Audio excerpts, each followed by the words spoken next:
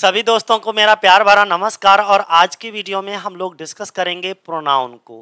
Pronoun के ऊपर पहले भी 2 वीडियोस बनाई जा चुकी हैं। अगर आप लोगों ने वो वीडियो नहीं देखी है तो एक बार जाकर के जरूर देखिएगा।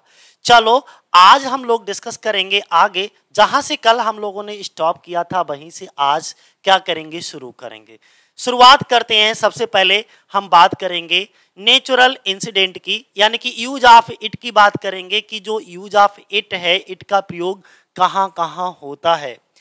ठीक है, तो किस तरीके के वाक्यों को बनाने के लिए हम इट प्रोनाउन का यूज करते हैं, तो चलो देखते हैं। सबसे पहली चीज यह है कि कोई भी नेचुरल इंसिडेंट हो, कोई भी प्राकृतिक घटना हो, तो प्राकृतिक घटना वाले सभी वाक्यों को हम कैसे बनाना शुरू करेंगे भाई, इट से। कैसे बनाना शुरू करेंगे, इट।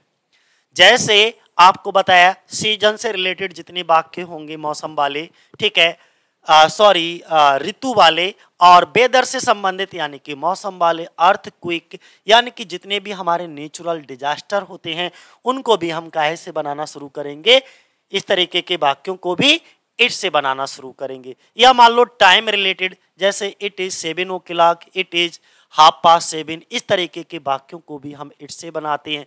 दिन वाले वाक्यों को, वर्ष वाले वाक्यों को बताने के लिए भी हम किसका प्रयोग करते हैं भाई, इट का प्रयोग किया जाता है।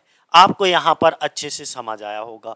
यहाँ पर अब जो है इट को और क्या कहा जाता है, अच्छा इट और देयर को हम न्यूट्रल या इंट्रोडक्टरी भी बोलते हैं। ठीक है, तो इट को आप समझ लीजिएगा ये न्यूट्रल होता है और इंट्रोडक्टरी प्रोनाउन के रूप में भी इसको जाना जाता है। चलो एक बार को एग्जाम्पल के थ्रू हम लोग समझते हैं इसको। हमने यहाँ पर कहा कि ये मौसम से संबंधित बताने के लिए, ऋतुओं को बताने के लिए, तो देखो इट इज विंटर, ये विंटर सीजन है, तो सीजन को बताने के लिए हमने किसका प्रयोग किया, इट का प्रयोग किया।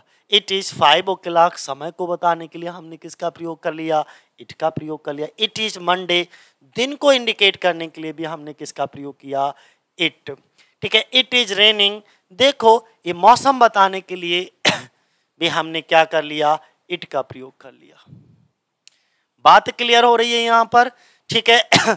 तो इस तरीके से जो भी ऊपर हमने पढ़ा कि दिन को इंडिकेट करने के लिए, ठीक है, या समय को इंडिकेट करने के लिए, या जो भी नेचुरल इंसिडेंट होती हैं जितनी भी हमारी, उन सभी तरीके के वाक्यों को बनाने के लिए हम इट प्रोनाउन का प्रयोग करते हैं। यानी कि इस तरीके के वाक्यों को बनाने के लिए हम किसका प्रयोग करेंगे, इट का। दूसरी चीज, एक और पॉइंट समझो, किसी निर्जीव, जितनी भी हमारी लाइफलेस वस्तुएं होती हैं, जितनी भी निर्जीव चीजें होती हैं, निर्जीव चीजों को बनाने के लिए भी, निर्जीव चीजों को इंडिकेट करने के लिए भी हम इट प्रोनाउन का प्रयोग करते हैं। जितनी भी हमारी, मान लीजिए जो भी इस दुनिया में निर्जीव चीजें हैं, लाइफलेस है, उनको इंडिकेट, मेरे हाथ में एक मैक्सअप का पेन है, तो ये जो मैक्सअप का पेन है, तो इट इज अ पेन। तो देखो ये तो हमारा निर्जीव है ना, लाइफलेस है, और लाइफलेस को इंडिकेट करने के लिए भी हम किसका प्रयोग करेंगे, इट का प्रयोग करेंगे। Chair, it is a chair, chair भी हमारी यानी कि कुर्सी, ये भी निर्जीव होती है, तो इसको इंडिकेट करने के लिए हम कौन सा प्रोनाउन यूज करेंगे, इट प्रोनाउन का प्रयोग करेंगे। ये सब नॉर्मल चीजें हैं, आप लोग एकेडमिक क्लासेस में भी इन सब चीजों को पढ़ चुके हो। दूसरी चीज हम बात करेंगे, यहाँ पर ये समझने वाली बात है कि जितने भी हमारे छोटे छोटे जानवर होते हैं, या मान लो कोई कीड़ा मकोड़ा होता है, उनके लिए भी हम किसका प्रयोग करते हैं, इट का प्रयोग करते हैं। बेसिकली साइंस में ये सजीव माने जाते हैं। ध्यान से सुनिएगा, ये छोटे छोटे जानवर या कीड़े मकोड़े, ये सब साइंस में कैसे माने जाते हैं, या पेड़ पौधे, सब सजीव माने जाते हैं। लेकिन इंग्लिश में इनको निर्जीव माना जाता है और इनके लिए किसका प्रयोग किया जाता है, इट का। जैसे डॉग, आंट। ठीक है, बात इतनी समझ में आ गई, चींटी। तो आगे बढ़ते हैं, फोर्थ पॉइंट इसका देखते हैं। और फोर्थ पॉइंट में क्या बताया गया है, देखिएगा ध्यान से। किसी नाउन या प्रोनाउन पर जोर देने के लिए, मान लो अगर आप किसी नाउन या प्रोनाउन को एम्फेसाइज करते हो, उस पर दबाव डालने के लिए, उस पर जोर देने के लिए भी हम किसका प्रयोग करते हैं भाई, इट का प्रयोग करते हैं। और ये बहुत पूछा जाता है, ध्यान बनाए रखिएगा, ये बहुत पूछा जाता है। ठीक है, एग्जाम में भी यहां से क्वेश्चन बनता है, एग्जाम में भी यहां से क्वेश्चन बनता है। जैसे हम लोग नॉर्मली ये बोल देते हैं, it is me, it's me या इट इज मी। देखो इट के बाद में ये जो मेन वर्ब में इजारम बाजवर का यानी कि बी फॉर्म का यूज किया गया है और इसके बाद इन्होंने क्या करा ऑब्जेक्टिव केस, जबकि यहां पे क्या आना चाहिए सब्जेक्टिव केस। तो ये क्वेश्चन बड़ा ध्यान बनाए रखना। यहां पर देखो इट इज सैंकी, ये सैंकी ही है तो यहां पर किस पे दबाव डाला, जोर एम्फेसाइज किस पे किया जा रहा है सैंकी पे। Who helped him last night, जिसने उसकी मदद की पिछली रात, जिसने पिछली रात उसकी मदद की। इट इज आई, मैं ही हूं, यहां पर इसका मतलब क्या हुआ इट इज आई, मैं ही हूं। ठीक है, हु हैव टॉट यू, जो तुमको पढ़ाता है। इट इज द डायरेक्टर, ये वही डायरेक्टर है डेट जो वी वांट टू सी, जिससे हम लोग मिलना चाहते हैं। तो इतनी बात समझ में आ गया कि एम्फेसाइज करने के लिए भी हम किसका प्रयोग करते हैं, जो है इट का प्रयोग किया जाता है वाक्य को जोर देने के लिए सब्जेक्ट पर। चलो next most and most important point यहां पर लिख लीजिएगा। यहां से कभी कभी क्वेश्चन पूछ लिया जाता है आपके कंपटीशन में कि जो छोटे छोटे बच्चे हैं, मान लो स्मॉल चिल्ड्रन या बेबीज, जिनके लिंग के यानी कि सेक्स के बारे में हमको कोई जानकारी नहीं होती है, के लिए भी इट का प्रयोग किया जाता है। बात समझिएगा, यहां पर क्या कहा गया है, जो छोटे छोटे हमारे जानवर होते हैं जिनके सेक्स के बारे में हमको कोई जानकारी नहीं होती है किसी तरीके की, ठीक है, या जो छोटे छोटे बच्चे होते हैं बेबीज होते हैं, तो उनके लिए भी हम किसका प्रयोग करते हैं भाई, तो उसके लिए भी हम इट का प्रयोग करते हैं। किसके लिए प्रयोग करते हैं, क्या प्रयोग करते हैं, इट का प्रयोग करते हैं। The child was playing with its toys। देखो ध्यान दीजिएगा, यहां पर दी चाइल्ड से आपको पता लग रहा है ये लड़का है कि लड़की है। क्या इस कॉमन नाउन से आपको ये बात पता लग रही है कि ये लड़का है या लड़की है? क्या इस शब्द से इसका जेंडर पता लग रहा है? इस शब्द से आपको इसके जेंडर का पता नहीं चल रहा है, इसके सेक्स के बारे में पता नहीं चल रहा है। तो ऐसी कंडीशन में इसके लिए जो प्रोनाउन यूज करोगे, ठीक है, वो क्या यूज करोगे, इट, इट, इट, इट्स। बात समझ में आ गई। यहां पर भी देखिए दी बेबी, यहां पर भी भाई हमको बिल्कुल भी सेक्स के बारे में जानकारी नहीं है कि ये जो बेबी है वो लड़का है कि लड़की, हमें नहीं पता, इस शब्द से नहीं पता चल पा रहा है। तो इसके लिए जो हम प्रोनाउन यूज करेंगे वो क्या यूज करेंगे, it. The baby is crying because, क्योंकि इट इज हंग्री। अब ही या सी यूज नहीं करेंगे। अगर यहां पर जेंडर मेंशन होता, पता चल रहा होता ये लड़का है कि लड़की है, तो डेफिनेटली हम यहाँ पे ही और सी का प्रयोग कर सकते थे। लेकिन भाई यहां पर हमें इन शब्दों से इनके सेक्स के बारे में, इनके जेंडर के बारे में बिल्कुल भी कुछ भी पता नहीं चल रहा है। जब नहीं चल रहा है तो हम क्या करेंगे, जहां पर भी हमें सेक्स की जानकारी ना मिले वहां पर हम किसका प्रयोग करते हैं भाई, इट का प्रयोग करते हैं। ठीक है, चलो नेक्स्ट अगला देखिए, हमने कहा है कि देश के नाम के स्थान पर भी हम किसका प्रयोग करते हैं, इट प्रोनाउन का प्रयोग किया जाता है। इट का बहुवचन दे होता है। अच्छा, जितने भी हमारे थर्ड पर्सन के प्रोनाउन होते हैं, ध्यान दीजिएगा, जितने भी हमारे थर्ड पर्सन के प्रोनाउन होते हैं, ही, सी, इट, इन तीनों का अगर बहुवचन यानी कि प्लूरल कोई प्रोनाउन होता है तो वो एक होता है सिर्फ दे। ठीक है, तो इट का भी बहुवचन क्या होगा, दे होगा। बात इतनी समझ में आ गई। इट का बहुवचन क्या होता है, दे। नेक्स्ट, जैसे अमेरिका, यानी कि किसी भी देश के नाम के लिए भी हम किसका प्रयोग करते हैं, इट का प्रयोग करते हैं। ध्यान से सुनो, America is a developed country. America एक डेवलप्ड कंट्री है, एक विकसित देश है। It is a super power, तो यहां पर it is a super power, यह एक सुपर पावर है। तो यहां पर जो इट प्रोनाउन का यूज किया गया साथियों, वो किसके लिए हुआ है, अमेरिका के लिए। देखो नाउन के स्थान पर यूज होने वाले शब्दों को हम क्या कहते हैं? प्रोनाउन।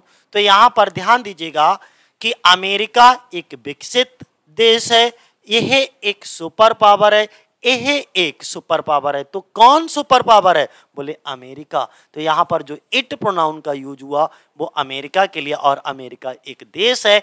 इसीलिए यहां पर रूल के रूप में हमने आपको समझाया है कि देश के नाम के स्थान पर, यानी कि देश के नाम के स्थान पर हम कौन से प्रोनाउन का यूज करते हैं? इट प्रोनाउन का यूज करते हैं। अगला दूसरे नंबर पे देखिएगा श्रीलंका। अब हमने आपको एक पॉइंट और लिखा है कि इट का बहुवचन दे होता है।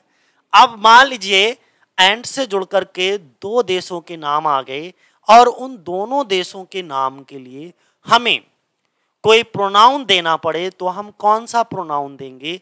यहां पर नेक्स्ट अगले एग्जाम्पल में यही समझाया हमने।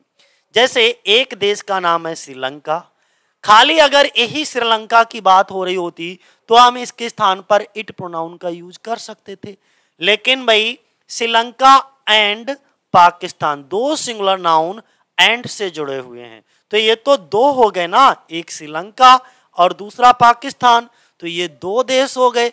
जब दो देश हो गए तो सब्जेक्ट कैसा बन गया? प्लूरल। और जब सब्जेक्ट प्लूरल बन गया तो इसके साथ वर्ब भी प्लूरल आएगी, और जो पजेसिव केस आएगा, ठीक है, तो वो पजेसिव केस भी हमारा कैसा आएगा? प्लूरल फॉर्म में आएगा। चलो, यानी कि पजेसिव केस का जो भी आएगा, प्रोनाउन आए, चाहे वो सब्जेक्टिव, ऑब्जेक्टिव, पजेसिव केस कुछ भी आए, सब कुछ क्या रहेगा? प्लूरल रहेगा, यानी कि दे, देम, देयर, देयर्स, देमसेल्व्स, ठीक है, ये सब प्लूरल रहेंगे।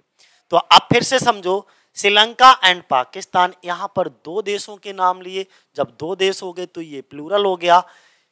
आर डेवलपिंग कंट्री, ये कैसे हैं? डेवलपिंग कंट्रीज हैं, यानी कि विकासशील देश हैं। जब ये विकासशील देश हैं, कौन विकासशील देश हैं? बोले श्रीलंका एंड पाकिस्तान। तो इनके लिए अगर हम कोई प्रोनाउन यूज करें तो कौन सा यूज कर सकते हैं? They are facing internal terrorism, और ये लोग आंतरिक रूप से ही आतंकवाद को फेस कर रहे हैं, सामना कर रहे हैं। यानी कि अगर मान लो पाकिस्तान को ही मैं मान करके चलता हूं कि तुम दूसरों के लिए अगर कांटे बोओगे तो पहले तो सबसे पहले तुम ही को लगेंगे, क्योंकि वहां से तुमको ज्यादा निकलना है। अगर मान लो टेररिज्म की फैक्ट्री अपनी जमीन पर, अपनी सरजमी पर चलाओगे, पाकिस्तान में चलाओगे, तो सबसे ज्यादा क्षति भी किसको होगी? तुम्ही को होगी। हमको तो कभी कभी, लेकिन तुम्हारे ऊपर तो कभी भी बम फोड़ देंगे वो। तो भाई ये लोग किसको फेस कर रहे हैं? इंटरनल टेररिज्म को। तो हमने श्रीलंका और पाकिस्तान के लिए कौन से प्रोनाउन का यूज कर लिया? दे प्रोनाउन का यूज कर लिया, ठीक है। अगला,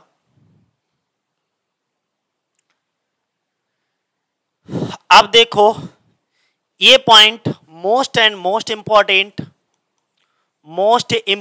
पॉइंट डाल लो भैया, एग्जाम का बहुत फेवरेट पॉइंट है ये, यूज ऑफ सब्जेक्टिव केस। अब हम सब्जेक्टिव केस का प्रयोग कब करेंगे? मान लो कोई बी फॉर्म दे रखी है, प्यार से समझना। मान लीजिए कोई बी फॉर्म, अब आपके दिमाग में चल रहा होगा सर ये बी फॉर्म क्या होती है, तो हमने नीचे लिख रखा है बी फॉर्म किसको कहोगे? इज, आर, एम, बाज, वर्ब, वी, विंग, वीन का प्रयोग अगर मेन वर्ब के रूप में हो सेंटेंस में, ठीक है, और इनका हिंदी मीनिंग है हूं, ठीक है, था, थी, थे निकले, तो ये क्या होते हैं? हमारे बी फॉर्म कहलाती हैं, ठीक है ना। क्या समझाया हमने कि जब इजारम बाज वर्ब, बी फॉर्म के अंतर्गत कौन कौन सी वर्ब रखी जाती है? इजारम बाज वर्ब को रखा जाता है, और इजारम बाज वर्ब का प्रयोग कैसे हो? मेन वर्ब के रूप में हो रहा हो, ना कि हेल्पिंग वर्ब, क्योंकि ये जो वर्ब है ना, ये दोनों तरीके से रखी जा सकती है। मेन वर्ब के रूप में भी इनको रखा जाता है, और ये अपने आप को हेल्पिंग वर्ब के रूप में भी रखती हैं, ठीक है। तो ध्यान रखना इनका प्रयोग कैसे हो? मेन वर्ब की तरह हो, तब की मैं बात कर रहा हूं। तब इनके बाद जो प्रोनाउन आएगा वो सब्जेक्टिव केस में आएगा, ऑब्जेक्टिव केस में नहीं आएगा। बात समझ में आ गई? चलो एग्जाम्पल से समझो और अच्छा समझ आएगा आपको। एग्जाम्पल से सच समझिएगा मैं क्या समझा रहा हूं। हमने कहा यहां पर देखो प्यार से, हमने आपके लिए यहां पर इट इज आई, देखो हमने क्या बताया, इज आर एम बाजवर का प्रयोग मेन वर्ब की तरह अगर हो रहा हो, बी फॉर्म का प्रयोग इस तरीके से हो, तो इनके बाद जो प्रोनाउन आएगा वो सब्जेक्टिव केस में आएगा। बोले सर किस में आएगा? सब्जेक्टिव केस में। किस में नहीं आएगा? बोले सर ऑब्जेक्टिव केस में नहीं आएगा।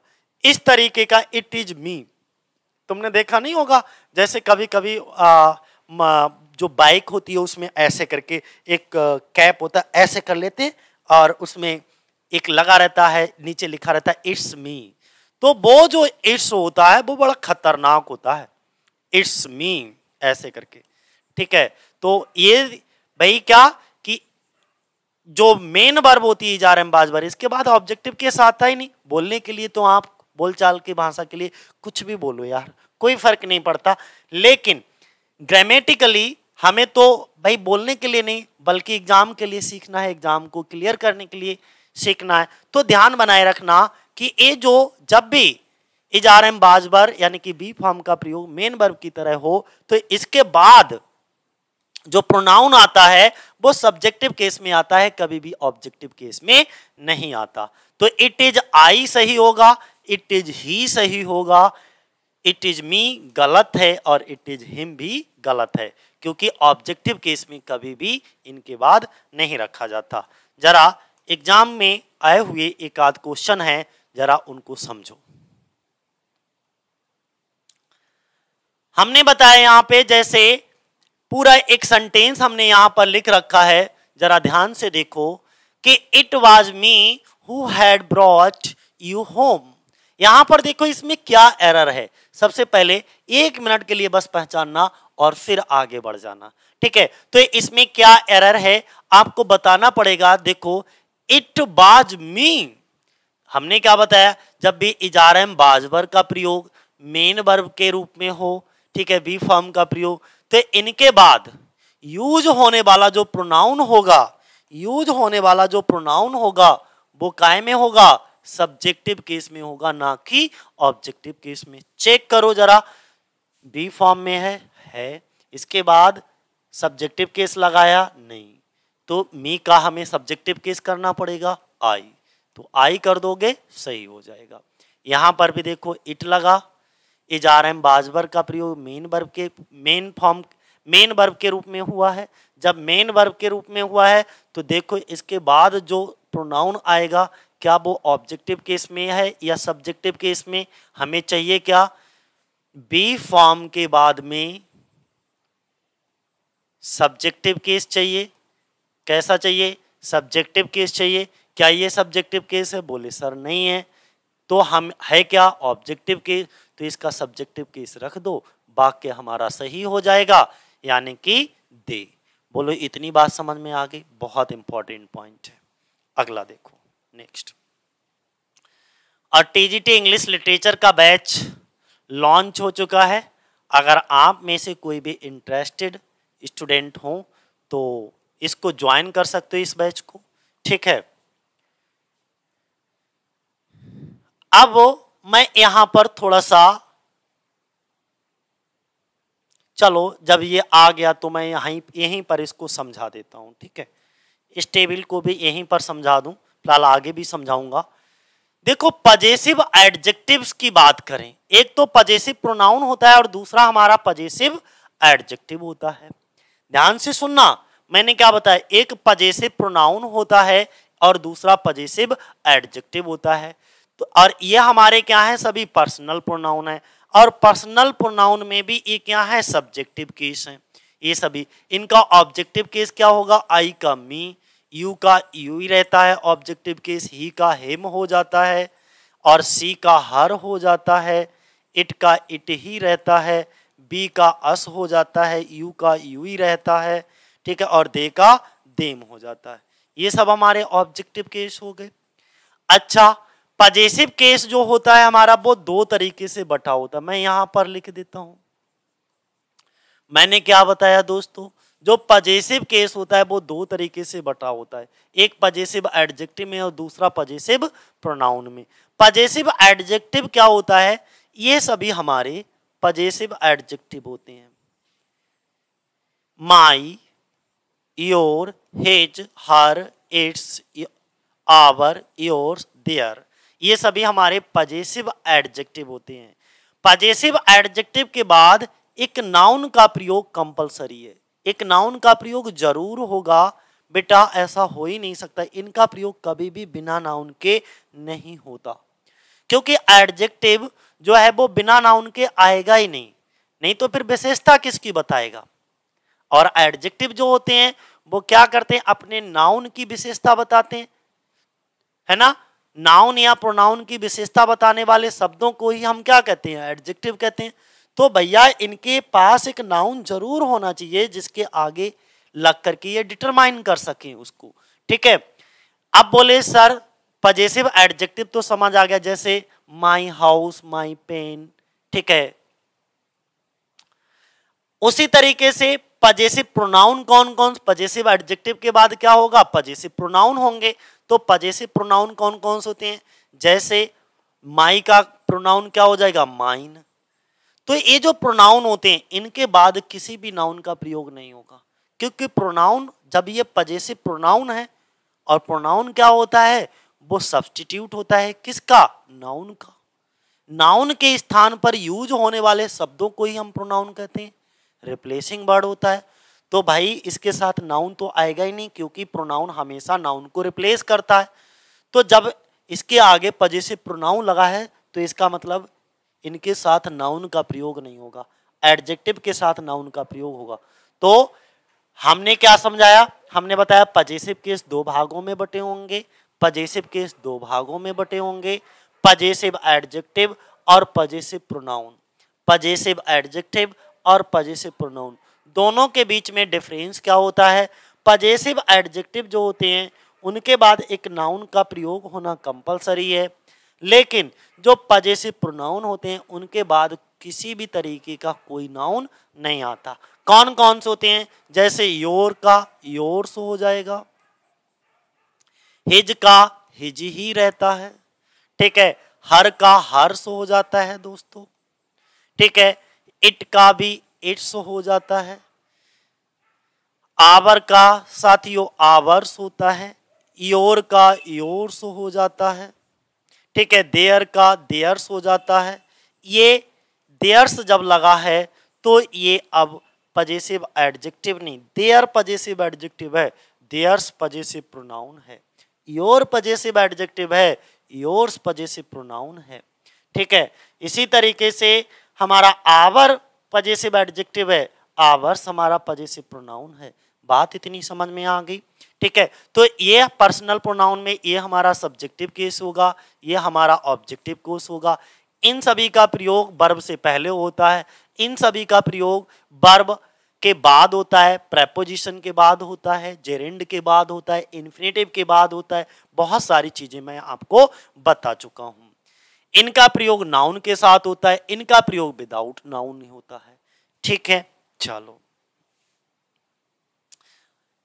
इसके बाद देखो ऊपर हमने पजेसिव एडजेक्टिव की टेबल ली थी, अब पजेसिव प्रोनाउन की हमने यहां पर टेबल ले ली है। अब पजेसिव प्रोनाउन में हम पहले ही बता चुके हैं, ये सब आपको लिख करके दे चुके हैं वहीं पर, तो दोबारा इनको डिस्कस करने की जरूरत नहीं है। Mine, yours, his, hers, its, ours, yours और दियर्स, ठीक है। अब देखो यहां पर हमने 4 वाक्य आपको दिए हैं, आपको ये एक्सरसाइज घर के लिए है, ठीक है। घर के लिए से मतलब अगर आप इस वीडियो को देख रहे हो तो आपको इसमें फिल करना है। क्या फिल करना है? आपको ये बताना है कि यहां पर क्या आएगा। जैसे this is my book, this book is mine. इसी तरीके से these are your pens, these pens are yours. फिर this is his hat, that has is his. फिर there are her gloves, these gloves are hers. अब आपको ये छांट करके बताना है कि जैसे एक वाक्य में मैं आपको बता देता हूं, बाकी में तुम्हें खुद करना है। जैसे आपको ये लिखना है कि इसमें जो इस वाले वाक्य में जो माई है वो पजेसिव एडजेक्टिव है या पजेसिव प्रोनाउन है। इस वाले वाक्य में जो माइन है वो पजेसिव एडजेक्टिव है या पजेसिव प्रोनाउन है। तो जैसे माई लिखा, पहले ऐसे करके आंसर करना है। माई लिखा, आगे लिख दिया माई जो है वो क्या है, पजेसिव एडजेक्टिव। मान लो पजेसिव एडजेक्टिव है, ठीक है। और माइन को लिखा इस तरीके से और लिख दिया ये पजेसिव प्रोनाउन है, ठीक।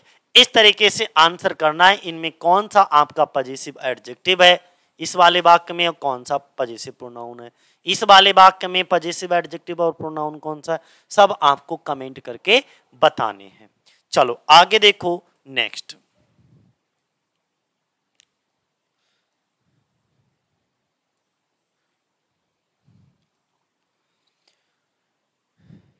ये भी रूल अच्छा खासा पूछा जाता है आप लोगों से, ध्यान बनाए रखिएगा। मोस्ट इंपॉर्टेंट रूल पर हम लोग आ चुके हैं।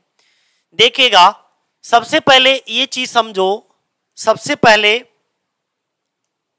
ये चीज समझो कि रूल नंबर नेक्स्ट, तीनों पर्सन्स के प्रोनाउन का प्रयोग एक साथ करना हो तो इसका रूल क्या होता है, इसके प्रोनाउंस के सीक्वेंस यानी कि क्रम का जो फॉलो किया जाएगा वो किस तरीके से।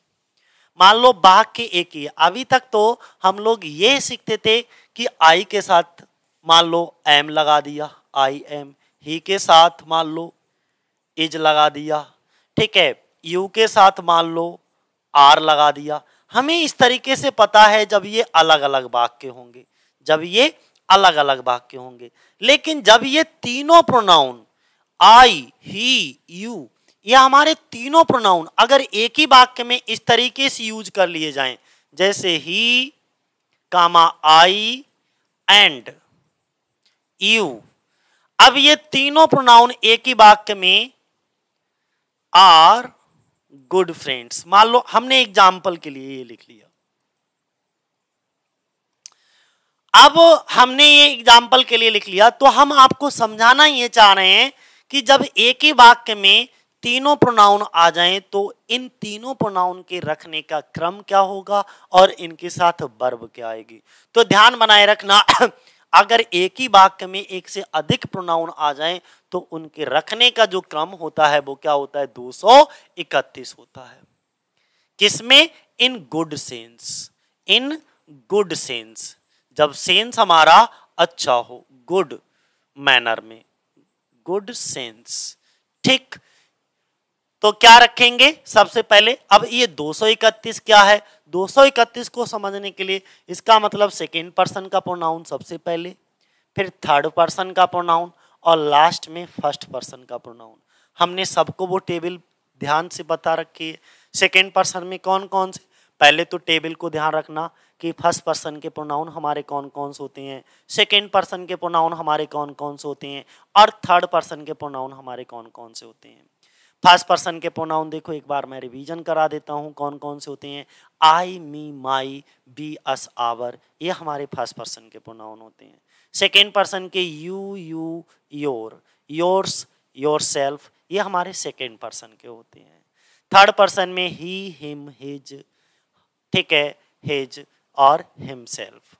सी, her, her, hers, herself. It, it, its, its, itself.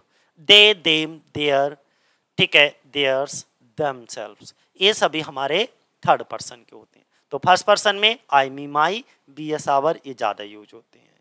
Second person में यू, यू, योर, बाकी सभी कहाँ जाएंगे हमारे थर्ड पर्सन में, जैसे he, him, his, she, her, her, they, them, their, it, it, its, ये सभी हमारे थर्ड पर्सन के। तो इतनी बात समझ में आ गई। बाकी नेम जितने भी नाम हैं वो भी हमारे सब कहाँ जाते हैं, थर्ड पर्सन में, ठीक है।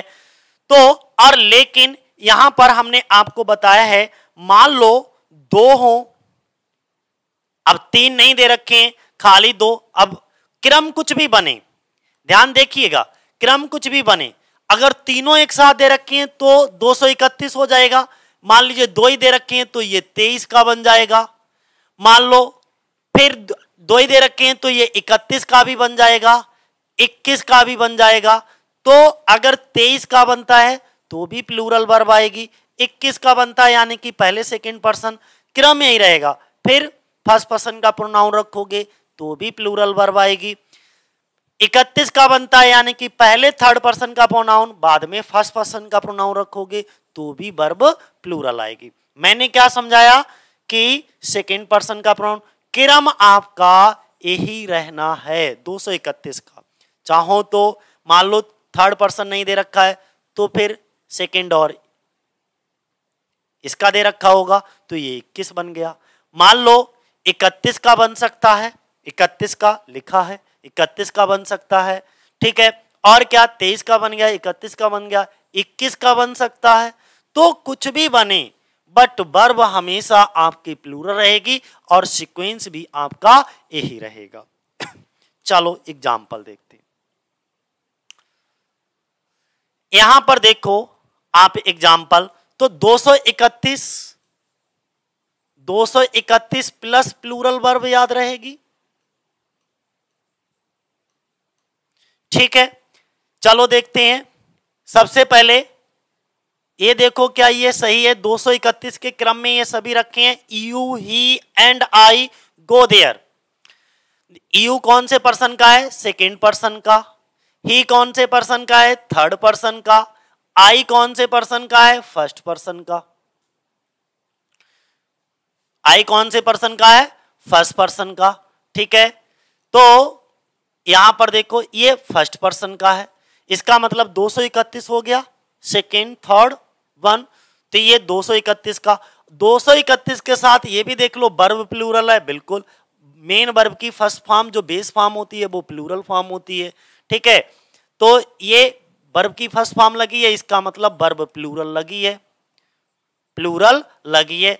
अगर आपको इस वर्ब को सिंगुलर बनाना पड़ेगा तो आपको इस वर्ब में एस या ईएस जोड़ना पड़ेगा, तब ये वर्ब सिंगुलर बनेगी। हमने आपको बताया भी था जब नाउन दी नंबर पढ़ा रहे थे, उस समय हमने आपको डिस्कस किया था कि किसी भी नाउन में अगर आप एस या ईएस लगाओगे, जैसे बॉय, किसी नाउन में एस या ईएस लगाओगे तो वो नाउन हमारा प्लूरल बनता है, नाउन हमारा प्लूरल बनेगा। लेकिन अगर किसी वर्ब में एस या ईएस लगाओगे तो वो वर्ब हमारी सिंगुलर बनती है।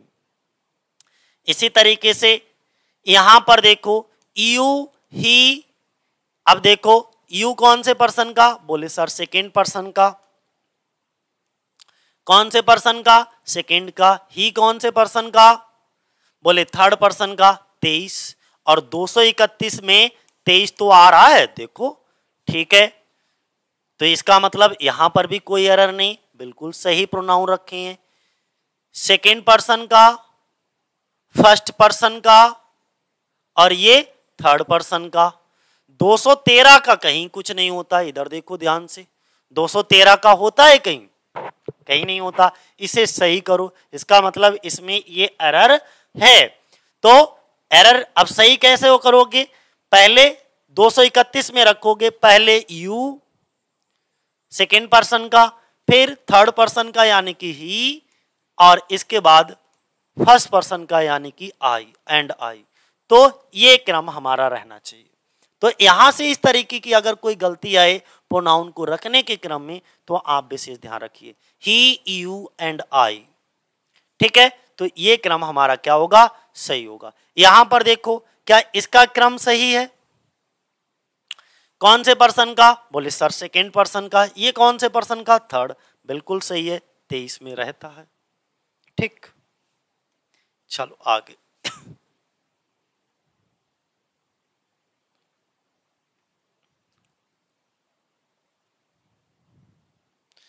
ये तो बता चुके हैं। अब यहां से आप कहीं पर नोट कर लीजिएगा, कभी कंफ्यूजन नहीं होगा। सामान्यतः गुड सेंस के लिए हम सामान्यतः यहां पर देख लो, जो गुड सेंस होता है हमारा, उसके लिए हम किसका प्रयोग करते हैं, उसके लिए हम हमेशा किसका प्रयोग करते हैं, 231 के लिए, ठीक है। यू, ही एंड आई, और वर्ब हमारी हमेशा कैसी रहेगी, इन सभी प्रोनाउन के साथ वर्ब जो रहती है वो हमारी कैसी रहती है, प्लूरल वर्ब रहती है। प्लूरल कैसी वर्ब रहेगी, प्लूरल।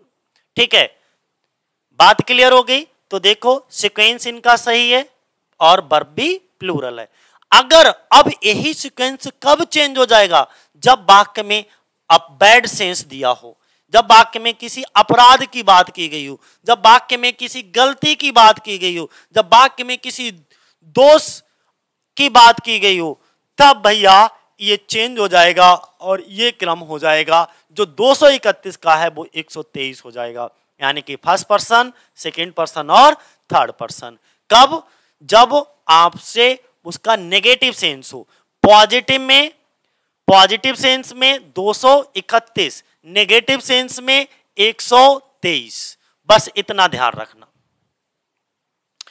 देखते हैं कैसे पता लगेगा। बिल्कुल, ये क्रिमिनल, भाई क्रिमिनल शब्द किसको लगाओगे, अच्छा सेंस तो नहीं दे रहा है ये शब्द, तो क्रिमिनल वर्ड ये हमें बता रहा है इस सेंटेंस का क्या है, बैड सेंस है। ये तीनों अच्छे लोग नहीं है, ये तीनों लोग आई यू एंड ही कैसे हैं, क्रिमिनल हैं। और जब ये क्रिमिनल हैं तो सेंटेंस में बैड सेंस जा रहा है। ठीक है, अपराध वाली बात हो रही है। तो इसका मतलब जो सीक्वेंस रहेगा, पहले फर्स्ट पर्सन का रखा है, सेकंड पर्सन का रखा है और ये थर्ड पर्सन का 123 का। और एक चीज, जब एक ही वाक्य में सभी प्लूरल आ जाएं प्रोनाउन हमारे, जैसे अब पहले मैं समझा दूं, जैसे हम लोगों ने जब टेबल पढ़ी थी तब उस समय हमने आपको अच्छे से बताया था, टेबल पढ़ते समय जैसे फर्स्ट पर्सन का प्रोनाउन होता है तो उसमें क्या होता है, आपका प्लूरल क्या होता है, बी। ध्यान से सुनना, सेकेंड पर्सन के जो प्रोनाउन होते हैं उसमें प्लूरल कौन होता है, यू। और थर्ड पर्सन के प्रोनाउन में प्लूरल कौन होता है, दे। यही तो प्लूरल होते हैं। ठीक है, तो अब यहां पर देखिएगा, अगर ये तीनों एक साथ आ जाएं तो इनका सीक्वेंस भी 123 ही रहेगा। तो 123 सीक्वेंस कितनी चीजों का रहेगा, जब सेंटेंस में बैड सेंस दिया हो, अपराध, क्षमा या मार काट या कोई भी गलती, दोष, किसी की भी बात की गई हो तो हम 123 का सेंस रखेंगे।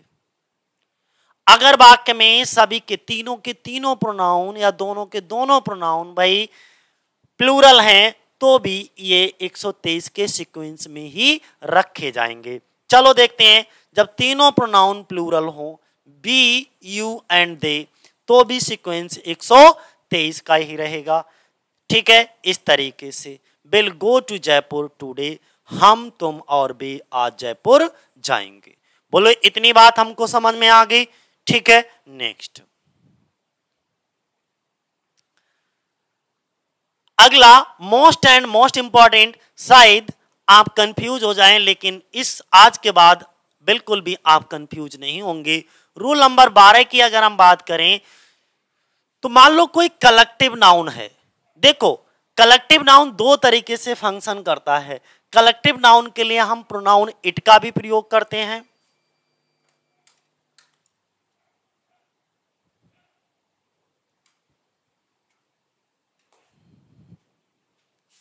लाइट चली गई दोस्तों, 1 मिनट।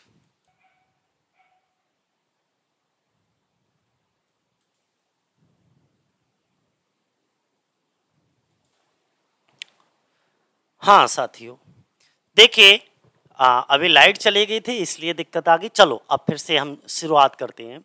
हमने क्या बताया, रूल नंबर 12 को जरा समझो। रूल नंबर 12 में हमने बताया, मान लीजिए कोई कलेक्टिव नाउन है तो कलेक्टिव नाउन के लिए हम दो प्रोनाउन यूज करते हैं। अगर कलेक्टिव नाउन जो है ग्रुप में फंक्शन करता है, किसमें, ग्रुप में फंक्शन करता है, तो इसके लिए जो प्रोनाउन यूज होता है वो इट होता है। दोस्तों क्या समझाया हमने, इसके लिए जो प्रोनाउन यूज होता है वो इट। लेकिन जब ये इंडिविजुअल फंक्शन करता है तब इसके लिए जो प्रोनाउन यूज करते हैं वो क्या यूज करते हैं, दे यूज करते हैं। बात इतनी समझ में आ गई। चलो इतनी चीज ही समझाना है हमको इस वाले में। अब आगे हम पढ़ते हैं, यदि कलेक्टिव नाउन का प्रयोग सेंटेंस में सब्जेक्ट के रूप में हो तो समूह के लिए यानी कि ग्रुप के लिए, ग्रुप के का बोध हो, ग्रुप के लिए इसके सिंगुलर प्रोनाउंस और एडजेक्टिव सब क्या रहेंगे, इट, इट्स और इटसेल्फ का प्रयोग करोगे। ठीक है, जैसे कोई भी जूरी है, अगर जूरी कलेक्टिवली काम कर रही है, कोई कलेक्टिवली डिसीजन दे रही है, ठीक है, तो भी हम इसके लिए जो प्रोनाउन यूज करेंगे वो इट। लेकिन जब ये जूरी इंडिविजुअल कहीं कोई डिसीजन देती है, इंडिविजुअल काम करती है, ठीक है, अलग अलग उनमें मतभेद पाए जाते हैं, तो इसके लिए हम जो प्रोनाउन यूज करते हैं वो क्या यूज करते हैं, दे। उसी तरीके से आर्मी, फ्लीट, क्रू, कमेटी, कुछ भी हो। चलो हम जरा एग्जाम्पल देखते हैं यहां पर। देखो अलग से हमने बिल्कुल बढ़िया करके लिख रखा है आपको समझाने के लिए कि यहां पर समझिएगा, मान लीजिए कोई सिंगुलर प्रोनाउन या एडजेक्टिव, इट, इट्स, इटसेल्फ, कब इसका यूज होगा, बोले सर तब यूज होगा जब कोई भी कलेक्टिव नाउन ग्रुप में काम करे, तब ये सिंगुलर होगा, और जब सिंगुलर होगा तब इसके लिए इट, इट्स और इटसेल्फ का प्रयोग करेंगे। बोले sir they, them, their, themselves का प्रयोग कब करेंगे, जब ये कलेक्टिव नाउन इंडिविजुअल यानी कि अलग अलग या इन कलेक्टिव नाउन्स में मतभेद होंगे, तब इनके साथ दे, देम, देयर, देमसेल्फ का प्रोनाउन। ही कब होता है, मस्कुलिन जेंडर के लिए, वन, वन सेल्फ, ठीक है, ये जब एज आ प्रोनाउन वन का प्रयोग होता है तो इसके साथ अपने एक अंग्रेजी वंस, और रिफ्लेक्सिव केस इसका क्या होता है, रिफ्लेक्सिव प्रोनाउन वन सेल्फ होता है, तो इनका तो प्रयोग वैसे ही नहीं होगा। चलो एग्जाम्पल के थ्रू समझाएंगे, बहुत अच्छा आपको समझ आने वाला है। यहां पर देखिएगा हमने क्या समझाया, यहां पर ध्यान से देखो, और थोड़ा ऊपर कर लेते हैं, ये ऐसे। अब देखिएगा दोस्तों, The army had to suffer terrible privation in its march. सेना को अपने मार्च में भयानक निजीकरण का सामना करना पड़ा। तो देखिएगा, ये आर्मी वर्ड सेना को, एक आदमी को निजीकरण का सामना नहीं करना पड़ा, बल्कि सबको, पूरी सेना को, ग्रुप में बात चल रही है ना, तो इस सेना को, अभी तो ये कलेक्टिव नाउन है तो ये कैसा होगा, सिंगुलर है भाई, ग्रुप में है तब ये क्या होगा, सिंगुलर होगा, और जब ये सिंगुलर होगा तो इसके लिए अपने के अंग्रेजी यानी कि जो प्रोनाउन यूज करोगे वो क्या करोगे, इट्स। अब देखो, the army had to suffer terrible privatisation, ठीक है, प्राइवेशन लिखा है, प्राइवेशन इन देयर मार्च। अब देखिएगा, इन देयर मार्च का प्रयोग होगा, नहीं होगा, क्योंकि भाई पूरी आर्मी को सफर करना पड़ा ना, टेरिबल, बहुत ज्यादा निजीकरण का, जो भयानक निजीकरण का सामना करना पड़ा वो पूरी आर्मी को, पूरी सेना को करना पड़ा मार्च में। तो ध्यान रखिएगा यहां पर ये जो होगा देयर का प्रयोग नहीं होगा। देयर का प्रयोग कब होगा, जब ये इंडिविजुअल होते, व्यक्तिगत तौर पर होते, तब होता। द फ्लीट, जहाज का बेड़ा होता है, will reach its destination in a week. अब देखो, जहाजों का जो बेड़ा होता है वो एक सप्ताह में जहाजों का बेड़ा अपने गंतव्य तक, जहां पहुंचना है, डेस्टिनेशन पॉइंट तक पहुंच जाएगा, कोई दिक्कत नहीं। यहां पर एक कलेक्टिवली है और कलेक्टिवली है, ग्रुप में है, तो इसके साथ सिंगुलर, और सिंगुलर है तो प्रोनाउन इट आएगा, यानी कि देयर का प्रयोग नहीं होगा। देयर करके एग्जाम में आपको क्या दिया होगा, एरर दिया होगा। लेकिन आप समझ जाना कि कलेक्टिव नाउन जब ग्रुप में हो तो उसके लिए सिंगुलर होता है और सिंगुलर में इट का प्रयोग करते हैं, और जब ये इंडिविजुअल होता है, जैसे यहां पर देखो, जूरी ने अपना फैसला सुना दिया, तो ये जो जूरी है, जूरी किसको कहते हैं, जूरी कहते हैं पैनल ऑफ जजेज, जजेज के पैनल को। एक पैनल में जैसे 3 जज हो सकते हैं, 5 जज हो सकते हैं, उनको जूरी कहते हैं, तो जजेज के ग्रुप को कहते हैं। तो the jury has given its verdict, तो अगर जूरी ने मान लीजिए फैसला दिया, हैज गिवन इट्स वर्डिक्ट, बताओ अलग अलग फैसला दिया होगा, नहीं ना, पूरी जूरी ने मिलकर के एक ही फैसला दिया होगा। तो यहाँ पर इट्स का प्रयोग हो सकता है, यहाँ पे देयर का भी हो सकता है। कैसे हो सकता है? दोनों का प्रयोग हो सकता है। जरा सुनो ध्यान से कैसे हो सकता है। मान लीजिए राम मंदिर पर एक जूरी बनाई गई थी और उसमें मान लीजिए 5 जजों की जूरी थी, 5 जज थे। पांचों जजों ने मिलकर के एक ही फैसला दिया कि अयोध्या में राम मंदिर बनना चाहिए। तो ऐसी कंडीशन में ये जो जूरी वर्ड है वो क्या हो गया? सिंगुलर हो गया। कलेक्टिवली फैसला दिया, सबने एक जैसा, डिवाइड नहीं थे, ठीक है, ग्रुप में। तब इस कंडीशन में ये क्या है? पूरी जूरी ने एक ही फैसला सुनाया कि अयोध्या में राम मंदिर बनना चाहिए, सिंगुलर हो गया, तो इट्स का प्रयोग किया जा सकता है। लेकिन मान लीजिए 3 जजों ने ये कहा कि अयोध्या में राम मंदिर बनना चाहिए, 2 जजों ने ये कह दिया कि नहीं वहां पर मस्जिद बनना चाहिए। तो भाई यहां पर जो जजेज थे उनके डिसीजंस में क्या हो गया? मतभेद हो गया, डिवीजन हो गया। तो ऐसी कंडीशन में ये जूरी वर्ड प्लूरल हो जाएगा, और जब ये प्लूरल हो जाएगा तो इसके साथ प्लूरल वर्ब आने लगेगी, यहाँ पे हैज के स्थान पर हैव, और फिर प्रोनाउन भी यहाँ पे क्या आ जाएगा? देयर आ जाएगा। ये कंडीशन होती है। तो दोनों कंडीशन में आप समझ लीजिएगा, हम दोनों कंडीशन आपको लगा करके यहां पर दिखा दिए, ठीक है। चलो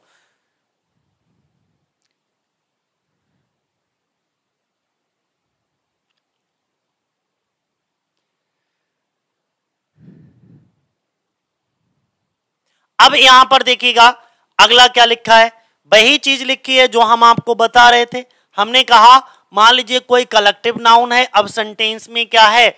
वो कलेक्टिवली काम नहीं कर रहा है, सेपरेट काम कर रहा है। सेपरेट का मतलब अलग, इंडिविजुअल, इंडिविजुअल का मतलब व्यक्तिगत तरीके से अलग अलग व्यक्तियों या सदस्यों का परिचय हो, यानी कि एक ऐसा कलेक्टिव नाउन जिससे अलग अलग व्यक्ति या अलग अलग सदस्यों का परिचय हो रहा है, पता चल रहा है। तो ये मान करके चलिएगा कि वहां पर हम किसका, ये जो कलेक्टिव नाउन होता है वो प्लूरल माना जाता है, और उसके लिए प्लूरल प्रोनाउन और प्लूरल एडजेक्टिव किसका प्रयोग करते हैं? दे, देम, देयर, देयर्स और देम सेल्फ का प्रयोग करते हैं।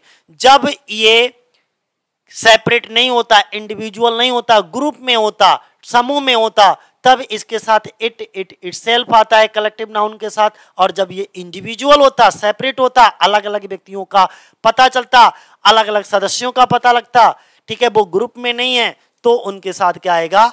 दे आएगा, ठीक है। तब प्लूरल प्रोनाउन क्या लगाओगे यहां पे? ऐसी कंडीशन में जो नाउन लगाओगे वो दे, देम, देयर और देम सेल्फ। इट का भी प्रयोग नहीं, इसका भी नहीं और इसका भी नहीं। ये कब? सिंगुलर में, ठीक है। चलो ये तो वैसे ही नहीं आता, ये मस्कुलिन में आता है, ये बन के साथ आता है। तो committee decided the matter without leaving their seats. अब देखो ये जो कमेटी वर्ड है ये तो हमारा कलेक्टिव नाउन है, कमेटी वर्ड हमारा कलेक्टिव नाउन है। जब ये कलेक्टिव नाउन है तो हमें कैसे पता लगेगा कि इसके लिए जो प्रोनाउन देंगे वो इट देंगे या इट्स देंगे या देयर देंगे? तो हमें पता लग गया विदाउट लीविंग देयर सीट्स। अब जितने भी जज होंगे वो एक ही सीट पे तो ऐसे नहीं बैठे होंगे, अपनी अपनी सीट पर बैठे होंगे।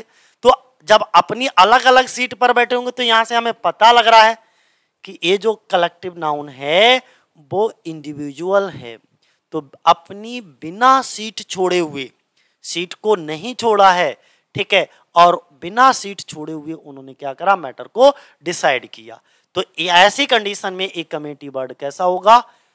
प्लूरल होगा और इसके साथ प्लूरल प्रोनाउन का प्रयोग होगा। एरर आपको इट लगा करके दिया जाएगा जो कि गलत है। यहां पर team are decided in their opinion about playing on Sunday। तो देखो the team are divided, divided का मतलब बटी हुई है, वर्ब से ही पता लग रहा है कि ये जो टीम वर्ड है ना कलेक्टिव नाउन है, और कलेक्टिव नाउन है लेकिन कलेक्टिवली काम नहीं कर रहा है, इंडिविजुअल काम कर रहा है। डिवाइडेड है, बटा हुआ है अपनी ओपिनियन में, अपनी राय में। तो भाई यहां पर जो इसके लिए प्रोनाउन यूज होगा वो किसका होगा, देयर का यूज होगा, ना कि इट का। ठीक है, इट का प्रयोग नहीं होगा। इसी तरीके से jury were divided in their opinion, अगर जूरी अपनी ओपिनियन में डिवाइड है, भाई राम मंदिर वाली हमने कहानी कही थी कि अगर दोनों का डिसीजन सेम होता तो भाई हम किसका प्रयोग करते, इट का प्रयोग करते, लेकिन अपने डिसीजन में वो डिवाइड है तो हम किसका प्रयोग करेंगे, देयर का प्रयोग करेंगे, इट का नहीं। बोलो इतनी बात हमको समझ में आ गई। ठीक है, तो कलेक्टिव नाउन के लिए ध्यान रखना, जो प्रोनाउन यूज करते हैं एक तो इट यूज करते हैं और दूसरा दे यूज करते हैं। सिंगुलर में इट और प्लूरल में दे। जब वो ग्रुप में काम करेंगे तो इट, और जब वो इंडिविजुअल काम करेंगे तो दे। ठीक है, बाकी आज के लिए इतना ही दोस्तों, क्योंकि वीडियो बहुत ज्यादा लंबा हो जाएगा, 1 घंटे की लगभग वीडियो बन चुकी है। बाकी हम लोग कल डिस्कस करेंगे इससे आगे रूल नंबर 14 से। तो आज के लिए इतना ही। जय हिंद, जय भारत साथियों।